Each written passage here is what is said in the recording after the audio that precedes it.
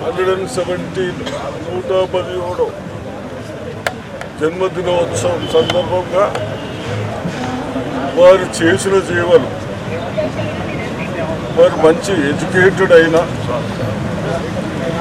30 years central గవర్నమెంట్తో అన్ని శాఖలు చేసి లాస్ట్ డిప్యూటీ ప్రైమ్ మినిస్టర్గా చేసిన వారి సేవలు గుర్తించుకొని ఈరోజు మనం అందరం వారికి నివాళులు అర్పిస్తూ ఉన్నాం. తప్పనిసరిగా అవన్నీ జ్ఞాపకం పెట్టుకొని జగజీవన్ రావు గారు చేసిన సేవలు, అదేవిధంగా ఆమె కుమార్తె వారి బిడ్డ మీనా కుమార్ గారి, మనం ఏదైతే తెలంగాణ గురించి చాలా సంవత్సరాలు పోరాడుతూ ఉంటామే,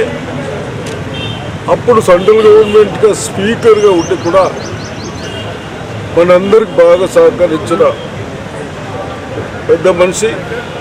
వీరి డాక్టర్ కాబట్టి వాళ్ళలో అన్ని మంచి గుణాలు, మంచి 10 మందికి హెల్ప్ చేయాలన్న ఉద్దేశంతో కేవలం చదివినంత మాత్రాన